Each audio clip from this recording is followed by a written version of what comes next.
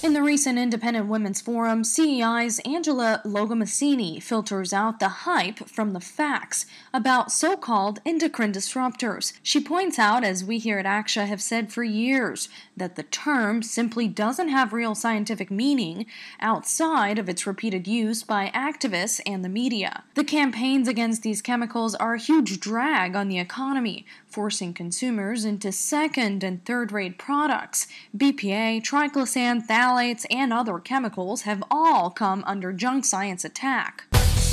Whenever I am confronted with the term endocrine disruptor, my reflex response as a physician and scientist is to say, what are you talking about?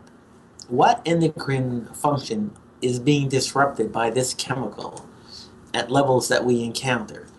One of the most commonly attacked so-called endocrine disruptors is bisphenol A or BPA.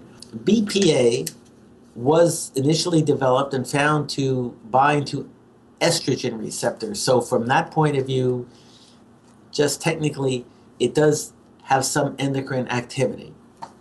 However, the activity of BPA on the estrogen receptors in the human body is somewhere between 1/10,000th and 1/1,000,000th as potent as the normal estrogen chemicals that we have in our bodies, estradiol, estriol, and other such estrogenic substances.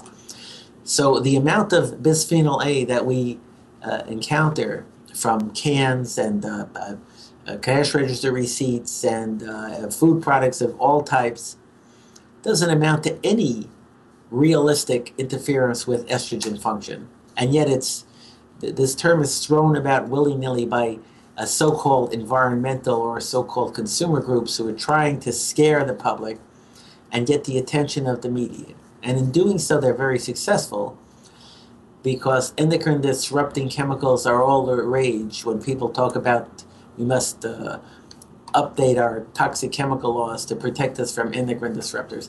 Well, as Angela Logomassini explains quite thoroughly in this short but powerful publication, there is no evidence that endocrine disruption occurs in the human body from any chemicals that we commonly encounter. The exceptions, of course, are chemicals that are turned into drugs and are meant to influence the endocrine system. For instance, there are endocrine active chemicals that are given to men with prostate cancer to suppress the production of androgens, male hormones, to try to suppress the prostate cancer. Similarly, there are certain estrogen receptor modulating drugs that are given to women with breast cancer. There are medications that are given to patients with overactive or underactive thyroid problems. Well, these are designed to augment or suppress the endocrine system. You want to call them endocrine disruptors? They are, but they're pharmaceutical prescribed by physicians. Our readers hopefully will know better in the future that when you see the term endocrine disruptor used as an endocrine disrupting chemical, to do a little bit of investigation or research, and you'll discover that there is no there. There are no seriously acting endocrine disrupting chemicals in our common stream of commerce and in our industrial products. And I would challenge anybody to point to a chemical that has been shown to be an endocrine disruptor in real life. You will not find any. You can read this entire story on our website at actia.org, and while you're there, don't forget you can also sign up for your latest dose of news delivered straight to your inbox.